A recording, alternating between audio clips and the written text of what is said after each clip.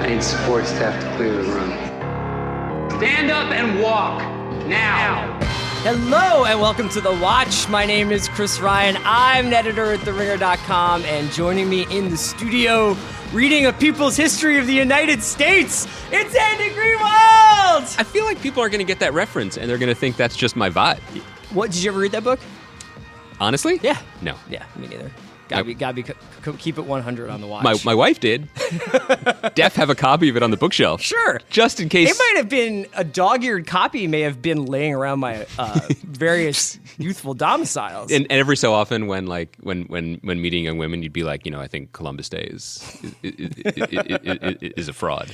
We are referring, in case you live anywhere but New York and Los Angeles, to the liberal elite movie of the year. No, I mean, just because it's only in New York, LA, Lady Bird, which I talked about last week a little bit. I implored our listeners to see it. Guess who listened? Andy Greenwald. Yeah. We're also today just going to really quickly to do the rundown. We're talking about the news hitting the Star Wars and Lord of the Rings universi. And so we'll talk a little bit about that. We'll talk a little about Lady Bird. And we will talk about superheroes, because today is greatest superhero movie of all time ranking day at TheRinger.com. Andrew Grododaro oversaw a wonderful top 50 list. It's an amazing act of scholarship on his part, but the whole staff contributed. There's a standalone site that sort of looks incredible, superheroes.theringer.com, if you want to go directly to it. We ranked all 50 movies. There's a lot of side lists. I thought that was just Shea Serrano's blog. So Andy and I will talk about that, and then I'll be joined by Andrew Grododaro a little later in the pod to talk about how we put the list together. I'm sorry I missed that conversation. I had a sick kid, but otherwise, I don't want people to think that there's only room for one Andrew on the show. Dude, though? Yeah. Dads are the real superheroes. Yes, thank you. What do you want to do first, Lady Bird or Star Wars? Let's do the big universe stuff first. Okay, sure. So here's two pieces of news that have broken over the last couple of days. First, late last week, Bob Iger, who runs that Disney show, he said that Rian Johnson will oversee a new trilogy of Star Wars films. Did he personally say this? He did. Will, quote, introduce new characters from a corner of the galaxy that Star Wars lore has never before explored. So when you're talking about something like this, and when it's somebody, whether it's Kathleen Kennedy or Robert Iger talking, these quotes tend to be treated by the Star Wars fan community as if like it's Janet Yellen talking about the Fed. You know, in a way, the sort of analysis of things like new characters or corner of the galaxy or lore has been exhaustive. If you want to go read the novels and the is he talking at what's the chronology here? What's the timeline? What relationship, if any, will it have to the Skywalker saga, which Kathleen Kennedy had long said the Star Wars episode movies will be about the Skywalker family, ultimately. And then there will be these standalone movies. The standalone movies, they've got Solo coming out. That had sort of a rocky road to the theaters. That's coming out in spring, as did the Josh Trank Boba Fett movie, which no longer exists. R.I.P. Rest in power, my guy. So basically what we're talking about is that Rian Johnson obviously did such a good job on The Last Jedi, which no one has really seen yet, that they feel comfortable at least. Yeah, look. Yeah. A couple things here. One, I'm going to try this. I'm going to try to just Bob Iger this and say, there is a movie in theaters now that explores an undiscovered corner of the Star Wars universe called Sacramento. It's called Lady Bird. And you may not be able to see the Star Wars threads, but they're there. By the way, that would be the most amazing marketing gimmick to basically say for any piece of original material. Just recut Lady Bird as a Rogue One trailer. I'm sure. I would love it. Yeah. The second thing is we live in a time of unlimited access to insider news and trade stuff within Hollywood, right? But as we spoke about the other week, the reason we know The Last Jedi is in good shape is because it's just gliding through. Like no one's talking about it. Yeah. In a way that's not the case for Justice League. Exactly. Yeah. Not just that. People are not talking about Justice League because they are actively trying to make sure you don't know about it until the last possible second, right? The review embargo on the film, I believe, ends Wednesday. So there'll be 48 hours of critical thinking that will do nothing to affect the bottom line on the opening weekend, which is the point. Here's how we know also that The Last Jedi is probably good, because Bob, quote, Janet Yellen Iger has basically given him an enormous part of their GDP. Yeah.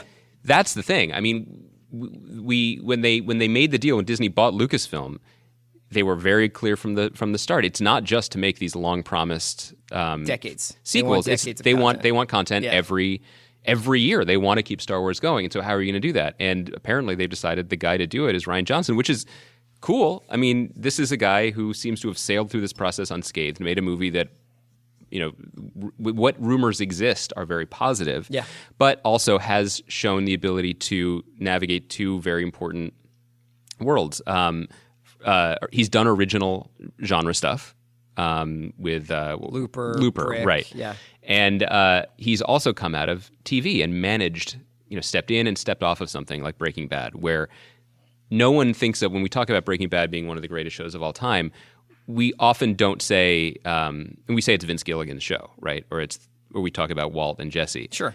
But we know the episodes Rian Johnson directed. They are standout episodes, yet he never made it about him in that way that works in TV and that has become increasingly crucial to working in franchise especially within building. in these huge franchises. So cool. Okay. Here's my big question. Let's do it. The Force Awakens, for the large part, and to a lesser extent Rogue One, the reason why I liked those movies, if I'm being honest with myself, I really liked parts of Rogue One, and I think I liked the idea of Rogue One more than I liked the idea of any movie in this century, but obviously had some issues when it was finally on the screen. But the reason why I liked those movies was because they largely replayed emotional notes and narrative moments from my childhood. Mm-hmm. They reminded me of Star Wars and Empire Strikes Back and Return of the Jedi in ways that I really loved. Mm-hmm.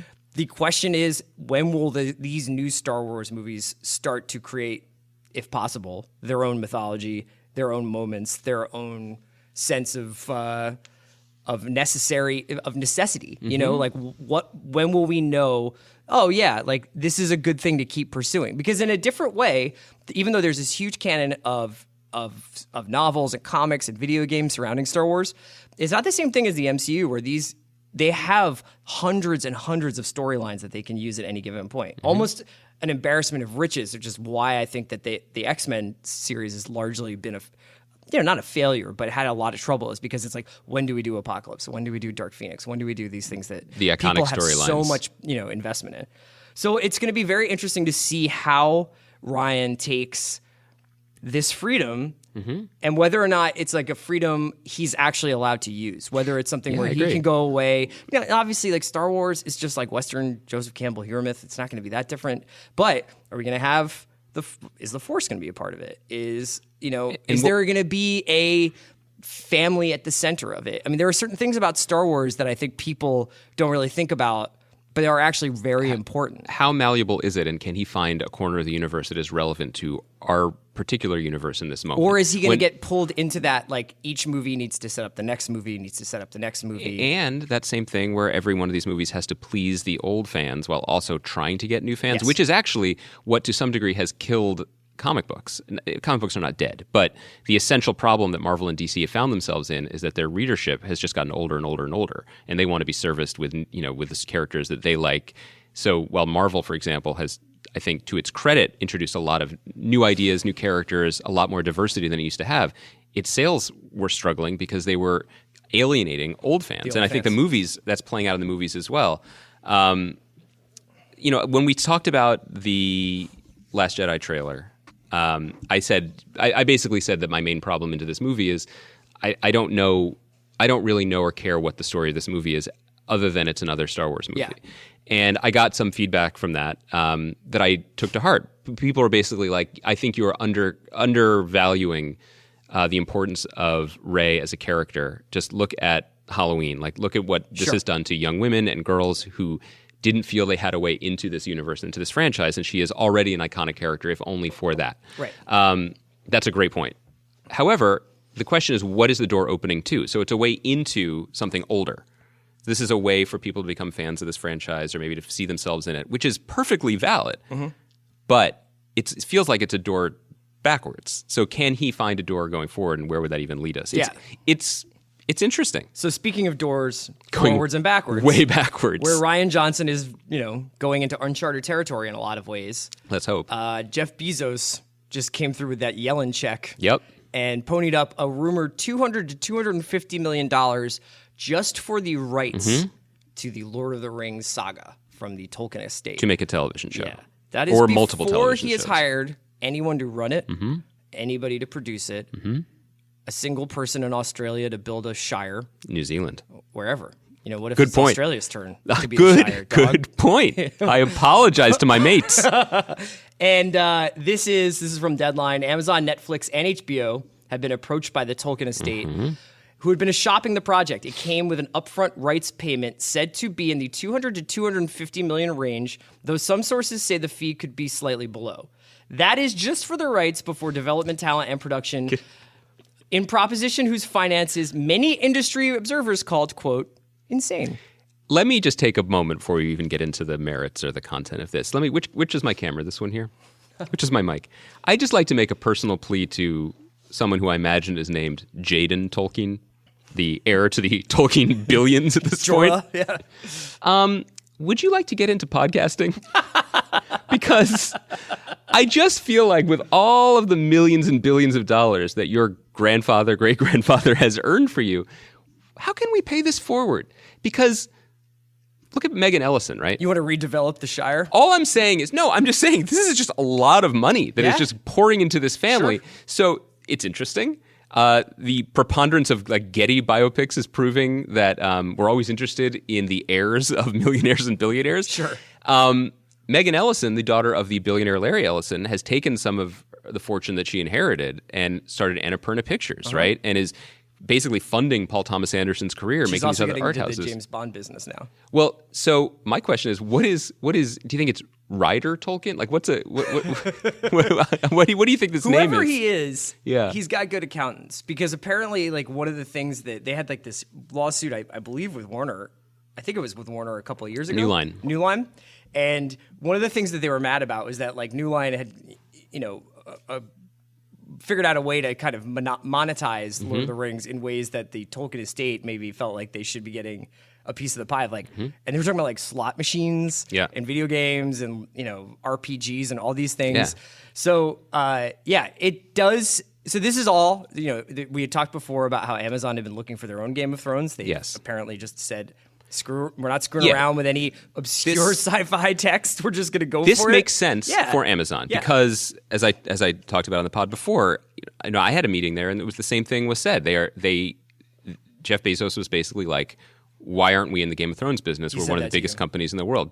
I called him Jeff, but no, that was the top-down mandate. Marvelous. He sold you 50 boxes of dry Swiffers. They have Marvelous Mrs. Maisel coming in 2 weeks. I love this show, but it is the niche of a niche. Like is not. Amazon is a bigger company than that, and they want to be acting like it. This also makes sense because for whatever else it is in terms of its Swiffer business, it was a book website first. They like the idea of there's a business word that I don't know. Vertical integration, exactly. They can push the books while they push the TV show. That makes sense for them. The other thing is the price tag. Irrelevant.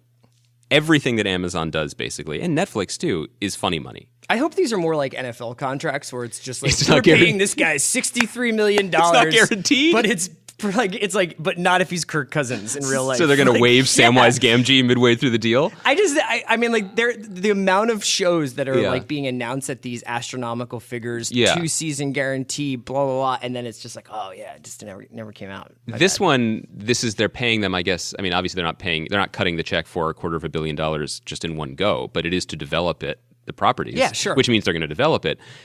The other thing to take away here is we live in the franchise era. And to survive, these companies all think they need to get much bigger, first of all.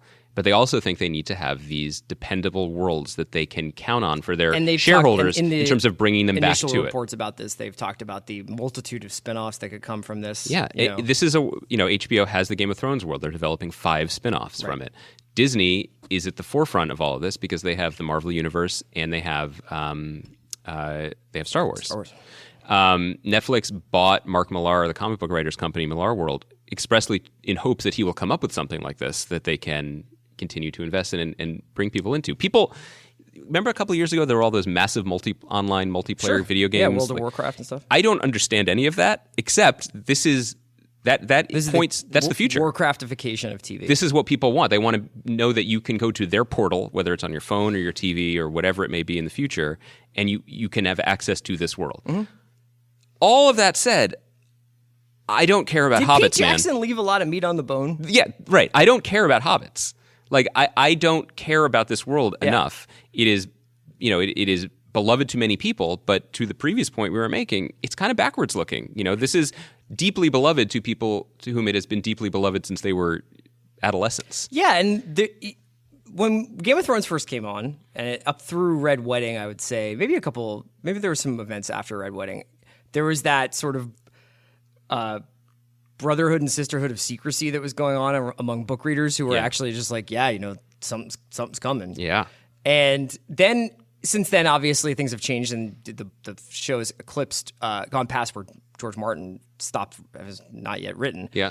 But the idea that we're just going to go back and do Lord of the Rings, and even if you want to get into the nooks and crannies of these books, like decades and decades of people have read these books. So what are we going to do? Like, is it really of interest to people to revisit these things 10 years after? Is that they are not going to do the Fellowship of the Ring storyline. It's the preceding years. So we're talking some elves getting God out there. Exhausting. Yeah, I mean, man. Look, you can put on your most optimistic glasses that I'm sure they sell on Amazon, and you could say that, well, this will give people an opportunity to tell all sorts of stories about class and race and gender in a fictional universe or whatever, Jesus. like Trojan horse, whatever storyline you want to, and just, put funny ears and take the shoes off and call it a show. But are they really going to do that? I don't know. I mean, this week, is Punisher premiering this week? Punisher's on Friday. This is the reason I'm transitioning to that, not because I've seen any of it. I haven't. I have no interest in seeing any of it. But we are seeing the limits of some of this stuff. And the Marvel is divided between its movie business and its TV business. And we give a lot of credit to the movie business on this podcast, or at least I did last week, because I love Thor Ragnarok. Yeah. The TV end of the company is not doing as well, frankly. And they seem to be in the business of making things because they have these things to make. Now, Runaways is coming up on Hulu. That comes from Marvel TV. I think it's really good. I've seen the first few episodes. We're going to do a podcast with the people behind it at some point soon. But these Netflix shows, which started with such great promise, think about what you can do with these gritty heroes and interlocking stories. But they greenlit them at 13 episodes each, and we don't need these episodes. Yeah. We don't need these things, And the Punisher is a character that has been popular because he murders people. There's really not that much else there. And they made a show about him because they had the rights to him. Yeah.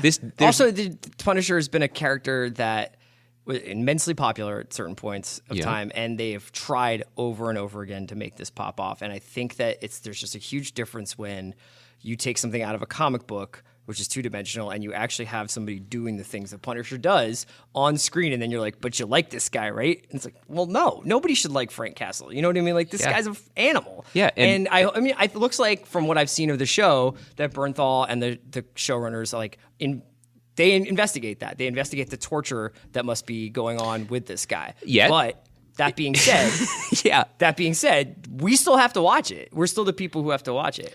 No, I don't. Well, yeah, I'm out. But I mean, this thing, this inertia that can set in, where, you could say it two ways. There's an inertia that sets in where we're making things because we have to make them, so let's make the best of it, and you can feel that strain. You can feel the strain. Like, at the end of the day, The Punisher is a show about a guy with unlimited arsenal who just murders people who he thinks are criminals or who are criminals or whatever the case may be with machine guns. Right, because this doesn't feel like the moment for that show. That doesn't seem that interesting to me. Now, so once again, I mean, there's no time where this happens more often than in talking about franchises, but the business conversation is very different than the creative conversation. And this is a fine deal for Amazon to make. This makes sense for them, for their goals, for their vertical integration, for where the industry is going, to make the big splash, for their resources.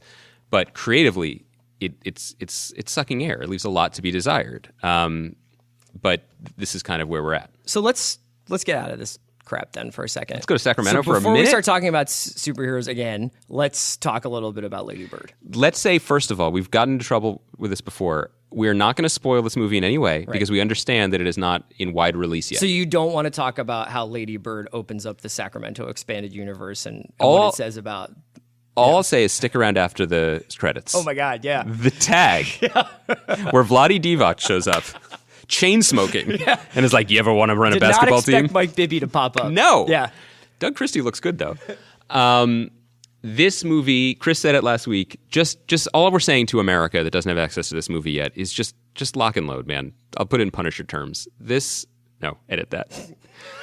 All I'm saying is to the part of America that does not have access to this film yet is just get ready because it is a total and complete joy. It is a complete success from start to finish in every performance, in conception, in execution.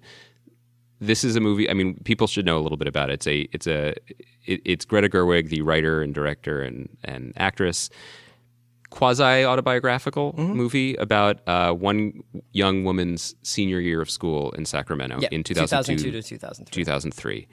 And the performances, Saoirse Ronan and Laurie Metcalf, and the two it boys of Hollywood. Big Tim.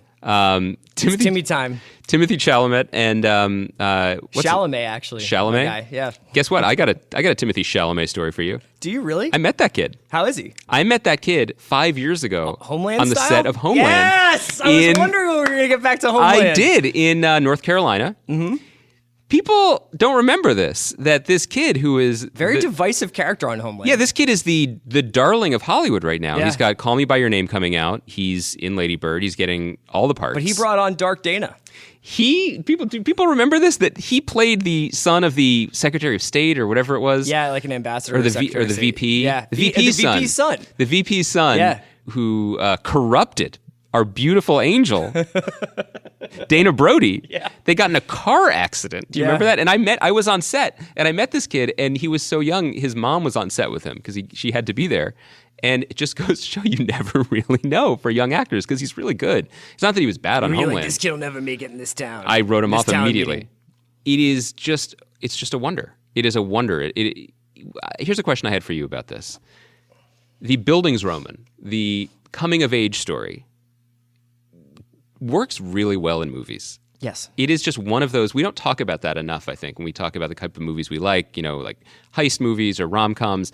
The coming-of-age story, particularly in a compact amount of time. The Dazed and Confused. The Linklater movies, Rushmore. Diner, American Graffiti. Yeah, this is, maybe we don't talk about it enough because it's so hard to get right. But when you get it right, it's very special. And when you not only get it right, but give it a spin that we've never seen before. This is such a deeply female film in the sense of the main character, played by Saoirse Ronan, the role of the guys in it, the primacy of the mom in her life, and just, I would say, too, in the generosity that it extends to literally every character with these grace notes and details that tell us everything we need to know about them and leaves us wanting more. I thought also it was such an invigorating advertisement for writing. I think sometimes I feel like good writing gets a little degraded in this age of we're going to figure it out on set. Good screenwriting. Whether it's because I agree. Everything is improv and we're just throwing out ad libs and we'll get 90 takes and throw the best ones in a movie, or there's so much oversight over how we have to build out the narrative fabric of a film to make it a quilt that will cover 10, 12 years of movies. And every line of Lady Bird actually is building towards something. Yeah. And even the lines in the beginning when you're watching it and you think it's like, oh, this is just a bit or it's a joke or it's like a funny observation they wanted to throw in there, actually serve as building blocks to create something massive. And I think that might be something. I wanted to kind of say this last week, and I still want to wait for people to see it, so I don't want to go too deep into the plot, although I do highly recommend people check out Sean Fennessy's interview with Greta on The Big Picture, which is great. And they get into the details of the film a little bit more than I think we will. Usually, every day I'm jealous of Sean for his crisp chinos. Today, I'm extremely jealous of Sean for this interview. But the way that they build towards something, I think that you can see this and you're just like, oh, what a nice little movie. It's like, it's not a little movie. It's a huge movie, actually. It's about very, very big things. It's not an aw shucks indie. It is not a like shuffling down the block, just trying to make its own thing. It's like, it's about really, really, really important stuff that affects lots and lots of people across the board, not just from Sacramento, not just from 2002. And that's one thing that resonated, especially towards the end, which gets very, very emotional. You can just feel that every little line, every little moment in that movie is building towards what it does at the end. And that is the sign of a great writer. I also think it's worth noticing when you watch this movie, and I think there's a lesson here for all writers, and particularly for writers of television who are working and people who are aspiring, or for movies, of course, as well. If you think about this movie when you see it, there's not a single character in the film who has bad intentions. Everyone is just trying, man. Everyone's doing their best and making do with what they have. No one is perfect, but no one has bad intentions. And that, you can look at that as an obstacle to your script or to your project, because who's going to move the plot? Who's going to, in a very like Robert McKee screenwriting sense, like what's the antagonist of the scene? What's the obstacle? Throw that all away for a while and see what it would be like if people had wants and desires, but they weren't. And then build more organically up from that. It was inspiring to see that play out so beautifully in a movie. It has a certain symmetry and a real like 3-act structure that makes sense, but it tells its story in a way that isn't like it's darkest before the dawn, which is like these story beats that I think we've become so accustomed to in 80% of our movie-going experiences. And this just felt different, and it felt really refreshing. We're going to take a quick break to hear from our sponsors, and then Andy will be back with me to talk a little bit about our superhero list, and then I'll be joined by Andrew Gradadaro to kind of go through the rankings. Today's episode of The Watch is brought to you by the big homies at Sonos. I was just listening to my Sonos the other day. I was listening to Hot Snakes. Are you familiar with their work? I am. Because I went to go see them recently. You went to a rock show. And the crystal clear, pulse-pounding sound of Hot Snakes was just floating through my apartment. I was like, damn, you know what I'd love to be able to do? Control this music with my voice. Wow. And then I realized I could, because the Sonos One blends great sound with Amazon Alexa, the easy-to-use voice service for hands-free control of your music and more. Use your voice to play songs while you cook. Tell Alexa to turn up the volume while you're in the shower. You can even request a lullaby out loud when you are tucking in the kids. I would not recommend Hot Snakes when that's happening. Play songs, turn on the lights, adjust the temperature, check news and traffic, manage smart devices, and more with the helpful Amazon Alexa, all using a single Sonos speaker. Sonos One is backed by a pair of Class D amplifiers and custom-built drivers so that the sound is face-melting and pure. And since Sonos is continually updating with new features, services, and skills, your music and voice options will be getting better and better over the time. And now Sonos is offering listeners of The Watch 10% off one order of $2,500 or less for any product at Sonos.com. It is the holiday season of fish. You know what I mean? So why don't you dig deep, buy a loved one something from Sonos. The offer is available for a limited time only and cannot be combined with other discounts or promotions. Use promo code WATCH10, that's capital WATCH 10 at Sonos.com to receive this offer. Today's episode of The Watch is also brought to you by First Leaf, Angular, Cassis, Opulent. If you aren't familiar with those wine terms, congratulations, you're just like me. Or congratulations, we're not on speaking terms. I don't care if wine clubs and critics babble on about herbaceousness.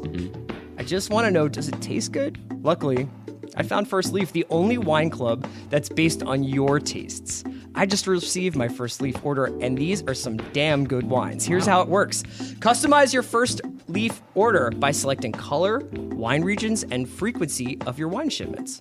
Then create an introductory 3-pack of wine to get you started. It's getting a little chilly out in Los Angeles. I mean, so I'm moving to reds.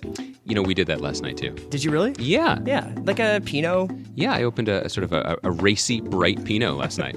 With First Leaf's introductory pack, you'll get 3 for just $5 each. Normally, these bottles of wine go for $20 each, if not more. When your bottles arrive, you rate the wine to get personalized selections based on your taste. So it's a journey. You know what I'm saying?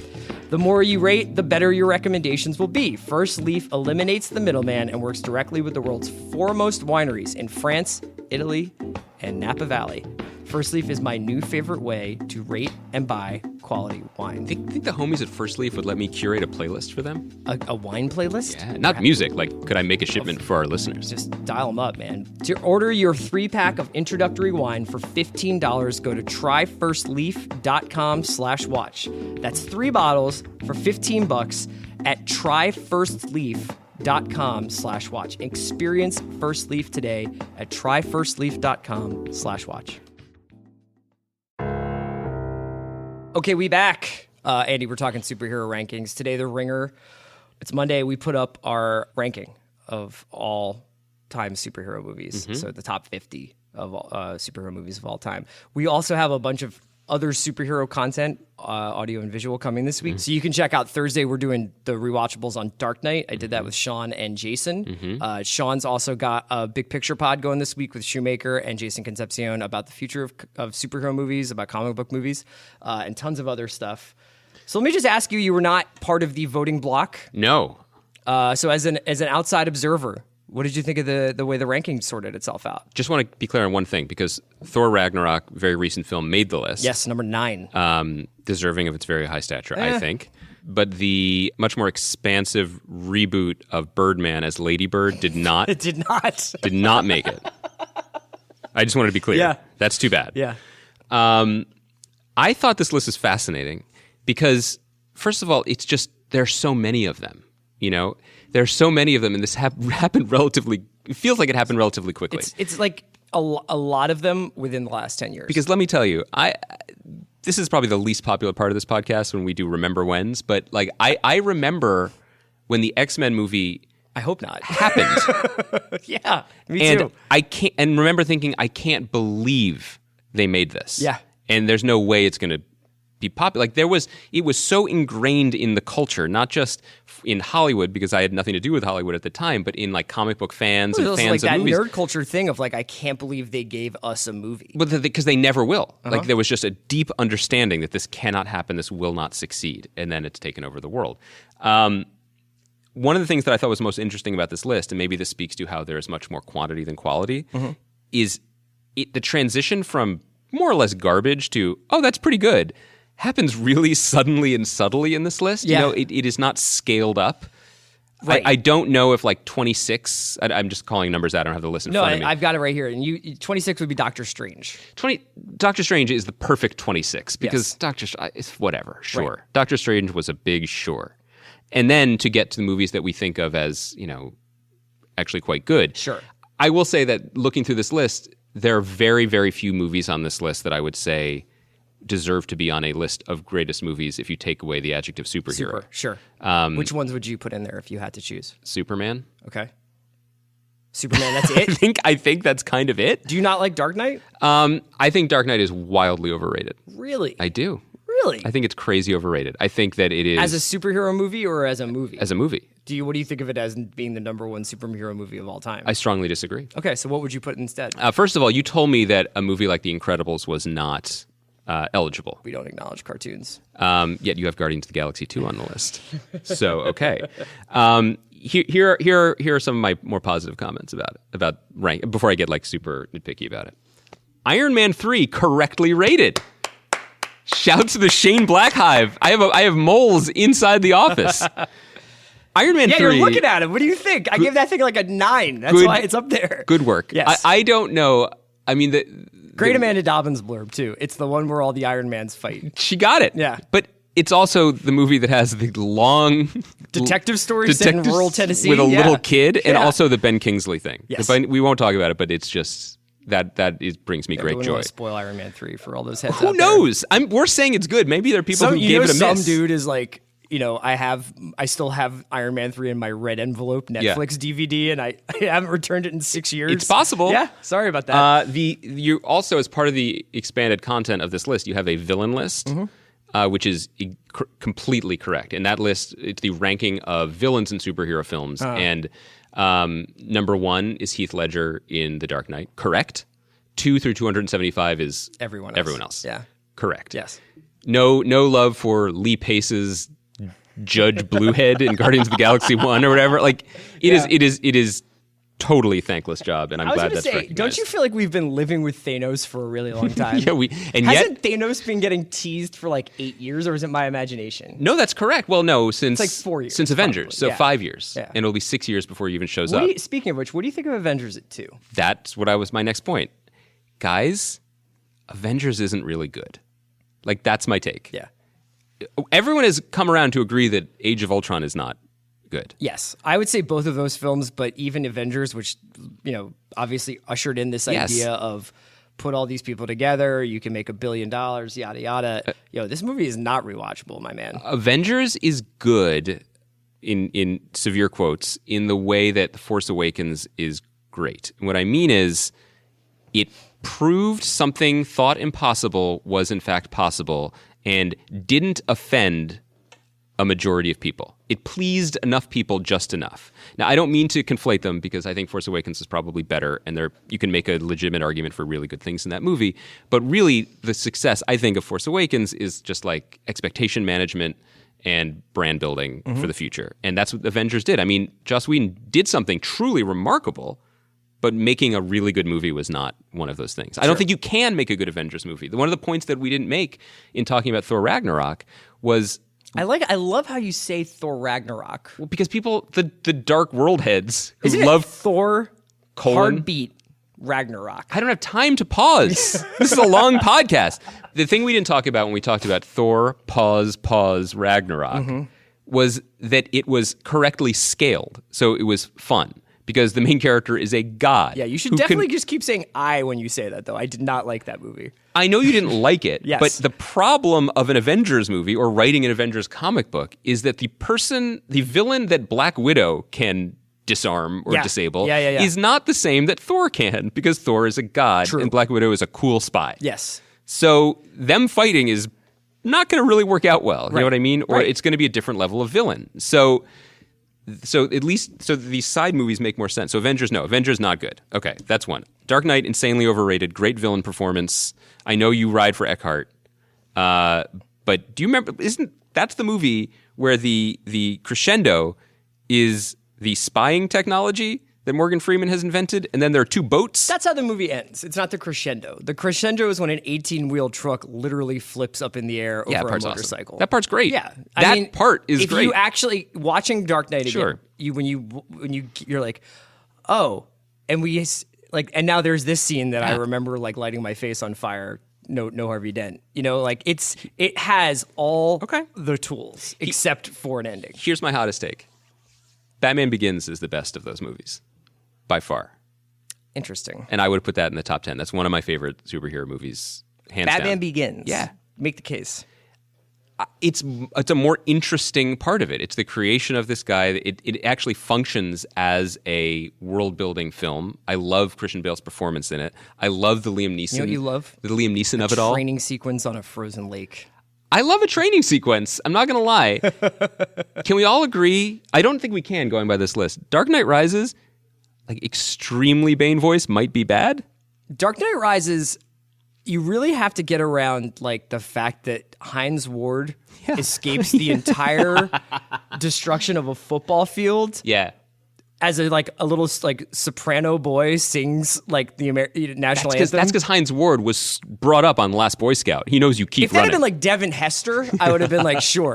A guy who has more experience, like maybe even peak Brian Westbrook. There is a Christopher Nolan moment in Christopher Nolan films where you're like, you feel you're moving, you're riding along with the movie, and then you're like, oh no, there's another 90 minutes. Hines it's like Ward you does better redeem buckle himself up. in Dunkirk, though. He does. He's He does very a great good. job. The part in the boat on the beach. He's like looks like home. But do you remember like in Dark Knight Rises, we're like, okay, Anne Hathaway's fun, we're having a good time here, and then it's just like, wait a second, we're just gonna have a siege on the city for like 90 minutes. This is just while he has a broken back. Dark Knight Rises has some issues. These movies are too. You cannot have Batman talk like that and Bane talk like that. No, it's just too serious, man. It's too much. Any other final notes? Give me Batman Returns over those. Give me Pfeiffer. Give me Pfeiffer and Leather. So you don't like fun parts of comic books. You like dark comic books. That's what you believe. That's why I'm into Thor: The Dark World. That's because you love Eccleston. Thor: Dark World. Say it faster. Okay, a few other takes. Spider-Man 2 is better than Spider-Man. Why do you think Spider-Man's in the top 10? Because that was kind of the one. Because it was like, oh, we can do this. We can do this now. Okay, so maybe for that reason. And Raimi had that. I think Raimi really captured how to bring the Biff Pow energy of comics to film. Like his cinematic style is already Biff Pow, and I think he really grabbed it. Those words are triggering for comic book fans. Sorry.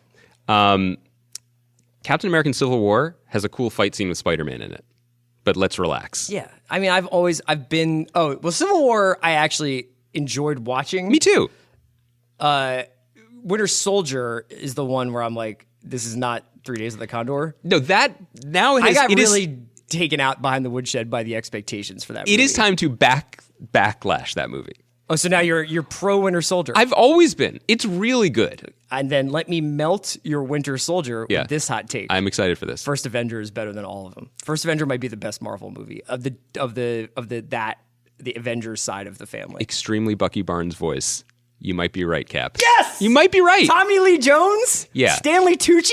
Also, it's just TLJ, just like doing patent quotes. It's just a period piece. It's fun. It's awesome. Joe Johnson did a great job with it. It feels like an Indiana Jones movie. Yeah.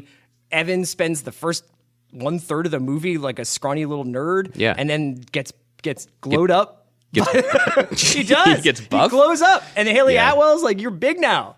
Go on. That's like, I'm just reprising the movie. I just want to ask permission from the booth. Can the rest of the podcast just be Chris just recapping my synopsis of First Avenger?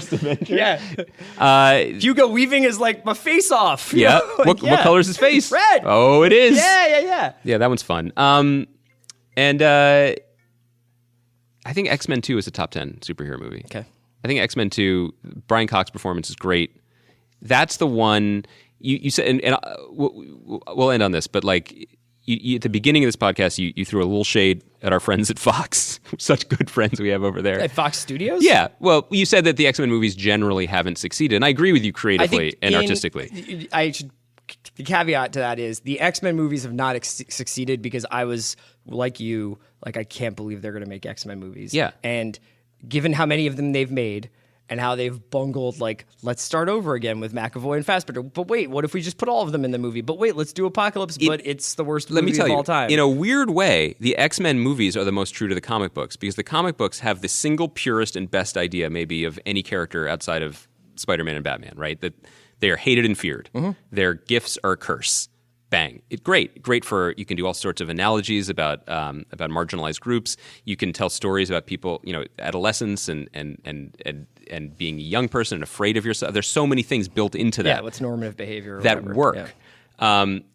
And yet, a weird majority of the storylines are about them talking to aliens with bird feathers on their head. Like, what does that have to do with anything that we're talking about? Sure. And that's the story of 40, 50 years of X-Men comic books with weird reboots and this person's dead but alive and we'll recast them. It's really the story of the movies, too.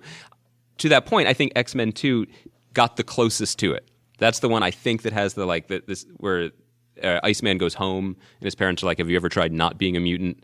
And it kind of plays with those ideas. Plus, it's just a pretty well put together movie.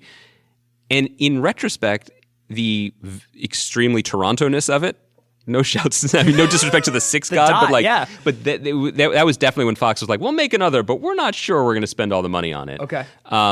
Makes it more charming. But my bigger takeaway is, boy, they made a lot of these, and it does seem like the ceiling, at least in the current iteration of these movies, is lower than I thought when you see them all together. All right, so now we're going to bring on Andrew Gododaro to talk about the methodology we used to make this list, and our observations about sort of where the superhero movie is going from here. Again, rewatchables, Dark Knight later this week. Big picture on the future of superhero movies later this week. Andy and I will be back Thursday with a very special episode. We're really looking forward to this. Joe Hagan, author of the new Jan Wenner biography, Sticky Fingers, will be joining us. So we're really excited for the re-up on Thursday. Thor Ragnarok. Okay, now I am joined by the Ringer's Andrew Gododaro. Hey. Who has been in his Batcave working on his special equipment. I don't even know. That sounds honestly dark. like to see light right now. Yeah. It hurts a little Even bit. if it is synthetic. And Andrew has been working on these superhero rankings for a while. He has like an elaborate algorithm that we'll discuss in just a second, but just so that everybody knows where we're coming from here, if you haven't seen it on the site already, I'll just run through the top 10 for the superhero rankings. These are based on a number of factors that Andrew will explain, but the number one should come as no surprise, Dark Knight. Number 2 is the Avengers. Mm-hmm. Number 3, Superman. Number 4 is Spider-Man. Number 5 is Wonder Woman. Yep. Number 6, Spider-Man 2 from 2004. Number 7, Iron Man. Number 8, Captain America Civil War. Number 9, very recent, Thor Ragnarok. Only 2 weeks old. Thor Ragnarok. And number 10 is Guardians of the Galaxy. Okay, Yeah. so let's talk first about methodology. Yeah. Tell me about how you went about making this ranking. So basically, we were trying to figure out a way, because this is obviously a conversation that has been done a lot of times. So we tried to figure out what makes a superhero movie good and successful.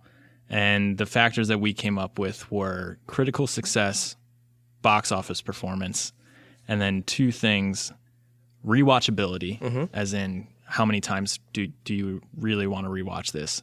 And then something that is a little more amorphous called timelessness. Okay. Basically, we asked, if this movie were to be remade, could it be improved? Sure. Like, how much did they nail it? Did they nail it? Yeah, exactly. Right. So to do those things, we leaned on Rotten Tomatoes for the critical stuff. We, leaned on the box office numbers, and we kind of adjusted everything so that everything was parallel to these days. Right. Like 1978 Superman obviously made less than Iron Man. Right. But its adjusted box office would have been around 500 million. Exactly. Right. Yeah. And then for the other ones, since they're more related to taste, we sent out this big survey to a bunch of the staffers at The Ringer and asked them to answer two questions. And for rewatchability, it was, on a scale of 1 to 10, would you rewatch this? And for the timelessness one, it was, do you think this movie could be improved by a remake? Sure. And then after all those numbers were averaged, we ran them through a formula, added everything up, and the movies with the highest score were our top movies. So it's interesting to see the total number. So, like, for instance, Dark Knight is number one with a total of 202.00. Yep. Right? Yeah. And it's 5 points more or less clear of the Avengers. Right. But a lot of the data here, like a lot of the total numbers for the movies, say, like from 7 to 9 or 10, they're really bunched together. We're talking about a series of like decimal It's points. super close. It's basically the difference between someone at The Ringer voting a 6 rather than a 7 Yeah. about if they would rewatch it. Which I don't know what that says about us. Yeah, I mean, I think we do actually have a pretty diverse staff, both in terms of who works there, but it's also in terms of the age. And the age, I think, is going to come into play as we talk more about this, because I think that one of the things you and I have been talking about a lot recently is that when these superhero movies first came into vogue, whether you pin that, I guess we could say, like, for the sake of argument, 2008 with Dark Knight and Iron Man. Yeah. It was kind of appealing to an older nerd generation. Definitely. And now over the years, I think obviously, especially with the Marvel stuff, it's become the lingua franca of kids. Like when you go see Thor Ragnarok, you're going to be surrounded by children who know every plot beat of of what Infinity Wars is going to be already. And don't necessarily care about the mythology of Thor. Or shades of gray in their heroes. Yeah. You know what I mean? Like they're not like, oh, I really need Batman to be conflicted. Yeah. And that was why it was sort of interesting to me to see some of the more recent films pop in there, because for me personally, it started to become a little bit more of a chore to get through these movies, because I feel like they're being made specifically for someone whose brain is not fully formed yet. And whereas like 2008 with Iron Man and Dark Knight, I was like, this is a really cool way. They're actual movies. Yeah. Today, it's like Thor Ragnarok is a superhero movie. Sure. And there's a difference. Yeah. So what are some of the surprises that you came across when you were tabulating all this stuff? So I think one of the biggest things is I didn't realize how much of a factor the box office success was going to play into all of this. Okay. Which I think if you see, say, like Civil War in our top 10, I don't really think it's a top 10 superhero movie. And it didn't really score that way in terms of the taste. Yeah, right. Yeah. But because it just made so much money, it kind of like gets weighted in that way. And then another thing was some of the movies that the staff picked out, Logan's rewatchability score is the same as The Dark Knight. Interesting. Which is pretty interesting. Yeah. X-Men Days of Future Past, huge rewatchability score. Why? Why do you think that is? I don't know. I think that movie is appealing visually. I think it's a good mark in the X-Men trilogy or series. Fassbender, I guess. Yeah. Yeah, But yeah, and that's one of the ones with all of the both with many Right. of the old and new cast, right? Yeah, yeah. And is that the one where they go to like it's like the Cuban Missile Crisis? believe so. Right. James McAvoy. Yeah, right. Yeah, so those movies where they scored super high in terms of our taste, but there were some they didn't perform as well as at the box office. Mm-hmm. You know, so they're further down on the list. I think that so the one that why I wanted to talk about a lot was Wonder Woman, and Yeah. its presence at number 5, which is, I mean, you could say Thor. I was actually very surprised by Thor, and I wonder if that's just recency bias. But Yeah. Wonder Woman is an interesting situation where you're looking at something that was obviously a big hit, one of the biggest hits of the year, Exactly. and critically liked. But it was like it's the highest ranking non-Batman DC, not non-Nolan DC movie. Yep. I think. Did you notice anything about the way people were voting for more recent films? Like, do you think that people were like a little like, oh, you know, like the ones that I've seen over the last couple of years have really figured out the way to do these? You know, I think they are the newer movies have definitely figured out the formula, and they figured out how they can be successful with their particular characters. I think Thor Ragnarok is a good example of this is the third movie. The other two Thors are, you know, kind of bad, and they didn't score well either. And then this one, it's, you know, it's crisp, it's funny, it's light, it's easy to watch. A lot of people said that they would rewatch it, even though they literally just saw it 2 weeks ago. Yeah, right. And so I think there is a little bit of that. And then I think with Wonder Woman, you know, it's a stake in the ground where, you know, Gal Gadot's great. It's sort of a turning point for DC where they're sort of adjusting their formula, and they kind of actually nailed it. So I think people gave it a favorable score, and maybe rated it against DC more than they did against superhero movies in general. Let's talk a little bit about movies that you were surprised by their placement, whether it was high or low. I will say Dark Knight Rises coming in above Batman Begins. Interesting. Is kind of a big one for Now, me. do you think that's recency, or do you think it's like Bane memes, or do you think it's, you know what I mean? Like, I guess, yeah. I mean, I think that I know people who really ride for the last act of Dark Knight Rises because they think it's just so like gripping, the him flying out over the water with the bomb and everything, like that. They're really like, there's a moment where you're like, is Batman gonna die? But what do you think was behind that? Well, you know, one thing I will say is that the third movies in these trilogies usually make more money than the first ones. So that's Because they can advertise them as like the conclusion of this right. epic. And, you know, at this point, everyone knows what the thing is. They've seen the first two. And especially with Dark Knight Rises, it was like, it's following the Dark Knight. You have to see it. Yeah. So that had a big factor. And maybe one other thing about Dark Knight Rises is, it's the culmination. So, Yeah. you know, it's gonna come in. I was surprised. I guess I wasn't really surprised, but it's interesting to note that Batman versus Superman, Dawn of Justice, and Suicide Squad come in at 49th and 50th. Yeah, that's a nice respectively. little bit of poetry, kind of. So not great looks for them. One thing I did think that the list bears out is a preference for single hero movies.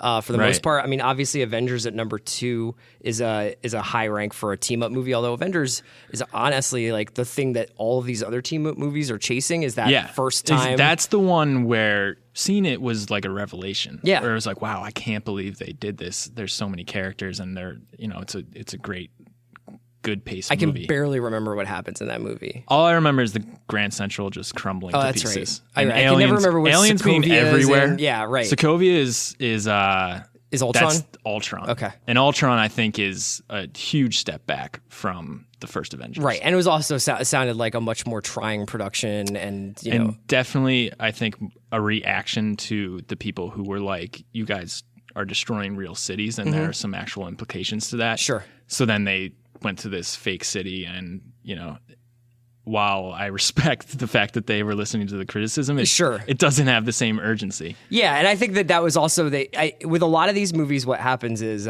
they try to just keep adding on, and Ultron suffered probably from the additions of like Scarlet Witch and Quicksilver, Exactly. and like let's give Hawkeye a scene. Vision is in Yeah, there. it's just like a lot to handle. Like, and that people are excited for Infinity War, but if they're really like tripling the amount of people who are in this movie, I'm worried about it. yeah, it's either going to be 5 hours long or it's going to make no sense whatsoever. Yeah, I think the better situation right now is Thor Ragnarok, where you can make almost 100 minutes of a movie based on one guy. Yeah, and then the ones like Logan and Right. Iron Man 1, these movies that are actually like pretty like focused on like, well, there's one guy and he's going to be in every scene. Yeah, they don't have to lift as much branching out and crossover. Absolutely.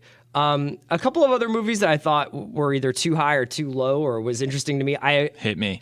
think I'm probably a little in the bag for Logan.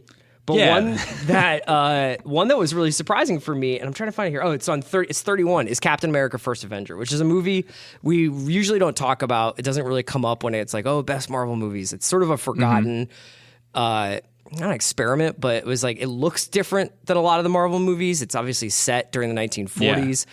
It's got a certain wholesomeness and Spielbergian kind of like old school wonder to it. Right, whereas the whole bit since then with Winter Soldier and Civil War is like, oh, I'm unfrozen caveman Captain America. Like, what are you guys doing with your cell phones? Right. And that being said, I really loved it felt like a comic book to me in the best possible way. Sure. And I liked the fact that the very end they get into okay, this is how he's going to fall into S.H.I.E.L.D. and stuff like Right. that. But before, it's like, yeah, Howard Stark's in it, and there's a couple of other like hallmarks of the Marvel universe, but it's more or less like a really cool version of Indiana Jones with like a guy with a shield. Yeah, and the funny, if you look at the critical scores for, say, Civil War, the third one, it's 10 points higher. Yeah, Which I think is maybe that's a case of critics kind of getting into the swing of superhero or movies. coming to grips with the fact Exactly. that these aren't going anywhere, and my like Right. annihilating it is not going to help. Yeah, you know? yeah, or just like knowing that this is the state of movies. Yeah. And so that the sort of standards have been lowered. Well, that's kind of why you did the poll in the first place, right? It's because this has just become like this is like pop culture now. Yeah, these are movies. and like I think I say in the intro of this piece is that you look at the top 10 of this year, more than half of the movies are superhero movies. And next year there's Black Panther, there's Infinity Wars, Captain Marvel, and there's then you'll probably get more there's Doctor Deadpool Strange. 2. Yeah, exactly. Like, it's not going to stop. Yeah. And the movies aren't going to stop making money. And at least for the near future, we're going to keep needing to go see them. Do you think that we are ever going to see any kind of?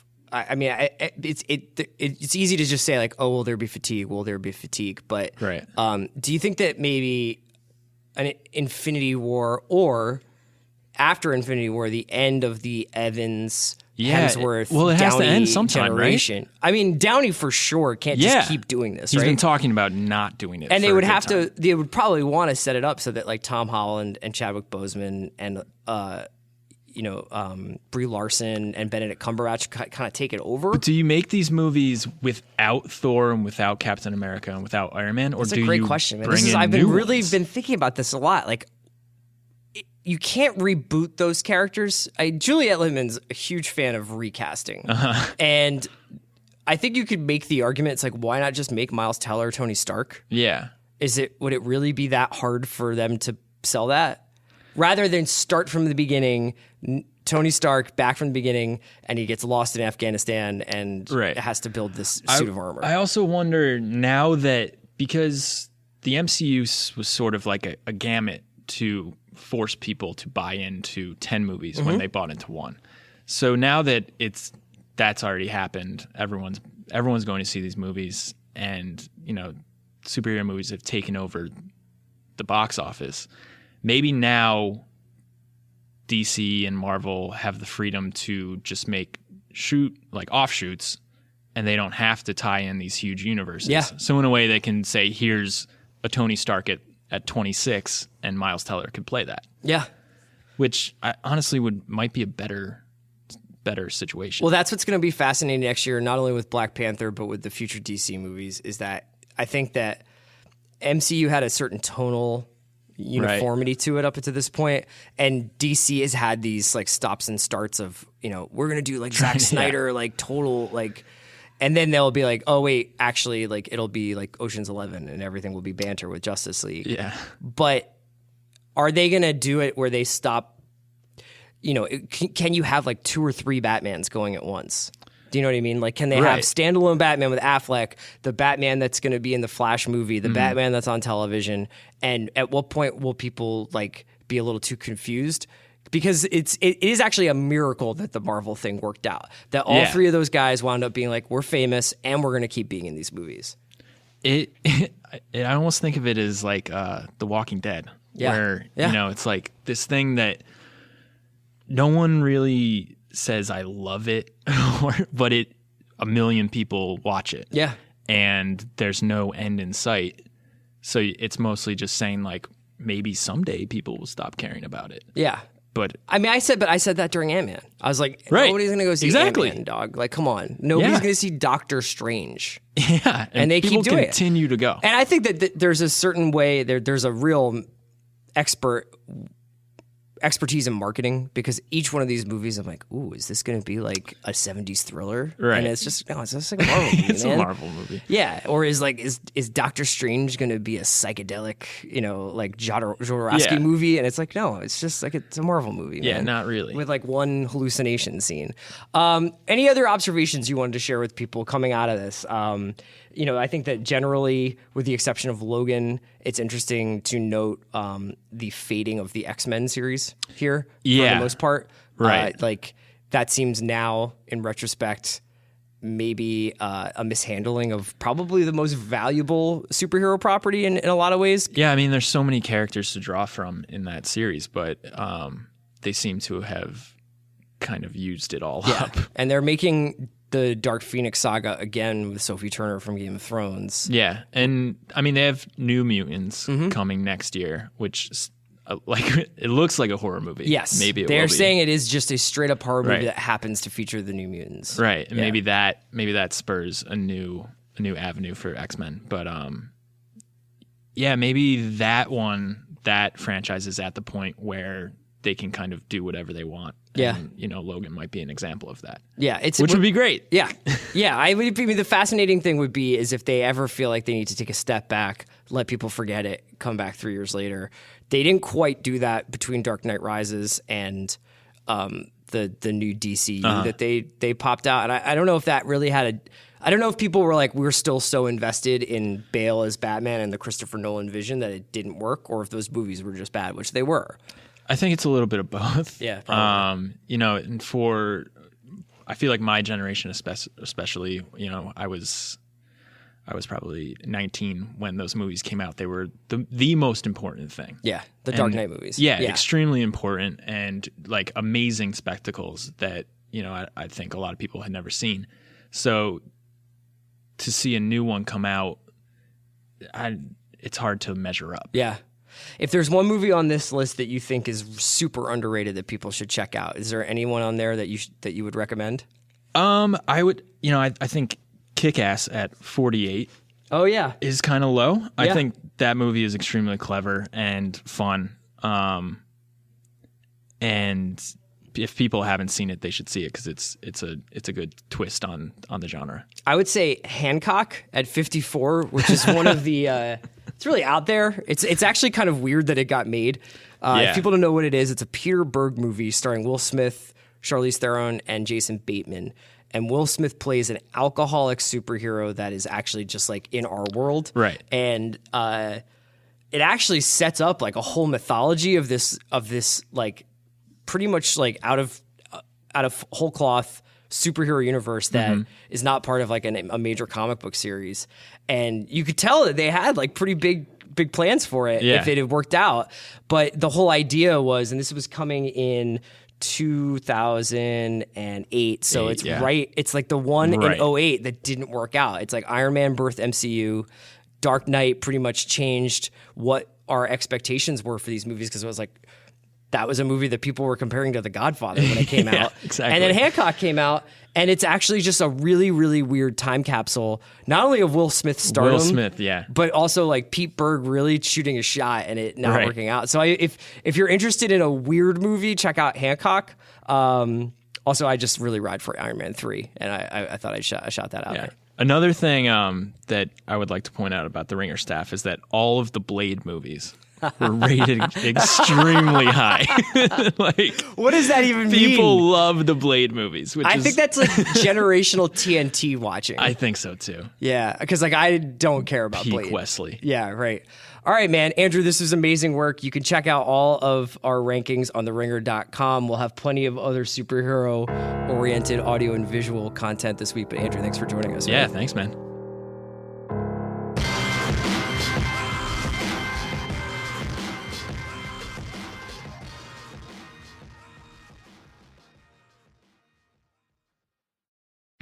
Today's episode of The Watch was brought to you by First Leaf. First Leaf is the only wine club that is based on your tastes. I just received my First Leaf order, and there are some damn good wines in there. Here's how it works. Customize your First Leaf order by selecting the color, wine regions, and frequency of your shipments. First Leaf then creates an introductory 3-pack of wine to get you started. I just popped some Pinot last night with a lovely pasta dish that my wife and I made. Wow. Yeah. First Leaf is my favorite way to rate and buy a quality wine. To order your 3-pack of introductory wine, $15, go to tryfirstleaf.com/watch. That's 3 bottles of wine, only $15 at tryfirstleaf.com/watch. Experience First Leaf today at tryfirstleaf.com/watch. Today's episode of The Watch was also brought to you by the homies at Sonos, who have combined Amazon Alexa with the Sonos speaker system to basically create the only way I ever want to listen to music again, but now I can control it with my voice. Sonos blends great sound with Amazon Alexa, the easy-to-use voice service for hands-free control of your music and more. Use your voice to play songs while you cook or you're in the shower. You can even manage smart devices, all using a single Sonos speaker. And now, for a limited time, Sonos is offering listeners of The Watch 10% off one order of $2,500 or less for any product on Sonos.com. Just use promo code WATCH10. That is capital WATCH 10 at Sonos.com to receive this offer. Our listeners are always cooking.